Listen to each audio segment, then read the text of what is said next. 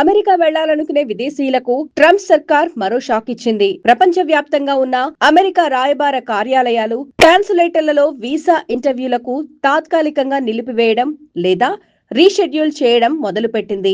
Visa దరఖాస్తుదారులను మరింత కఠినంగా పరిశీలించేందుకు సిబ్బందికి ప్రత్యేక శిక్షణ ఇవ్వనున్నట్లు అమెరికా విదేశాంగ శాఖ చెబుతోంది. అమెరికా ప్రభుత్వ సంక్షేమ పథకాలపై ఆధారపడే అవకాశం ఉన్నవారిని గుర్తించడంతో పాటు ప్రతి దరఖాస్తును మరింత లోతుగా పరిశీలించడమే లక్ష్యమని చెబుతున్నారు. విదేశీయులకు మాత్రం ఇది మరో తలనొప్పిగా మారింది.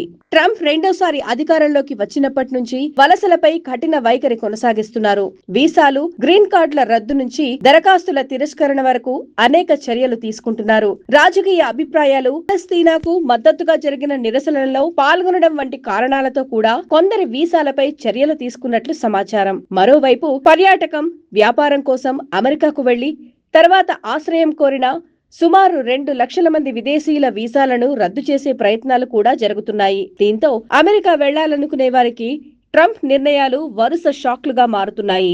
ఇక భారతీయ ఉద్యోగులకు కీలకమైన H-1B వీసా కార్యక్రమంలోనూ మార్పులకు ట్రంప్ ప్రభుత్వం సిద్ధమవుతోంది. కొత్త ప్రతిపాదనను వైట్ హౌస్ స్థాయిలో సమీక్ష జరుగుతోంది. ఇప్పటికే కొన్ని వర్క్ వీసాలపై భారీ ఫీజులు విధించడంతో చట్టబద్ధమైన వలస కూడా ఖరీదైన వ్యవహారంగా మారింది. అయితే ట్రంప్ విధానాలకు కోర్టులో ఎదురుదెబ్బ కూడా తగులుతున్నాయి. 75 దేశాల వలస వీసాలను నిలిపివేసే విధానాన్ని ఓ అమెరికా న్యాయమూర్తి ఇటీవల కొట్టివేశారు. మానవ హక్కుల సంఘాలు మాత్రం ట్రంప్ చర్యలను తీవ్రంగా తప్పుబడుతున్నాయి. అక్రమ వలసలను అడ్డుకోవాలనే పేరుతో చట్టబద్ధంగా అమెరికా వెళ్లే వారికి ఇబ్బందులు పెంచుతున్నారనే విమర్శలు వెల్లువెత్తుతున్నాయి.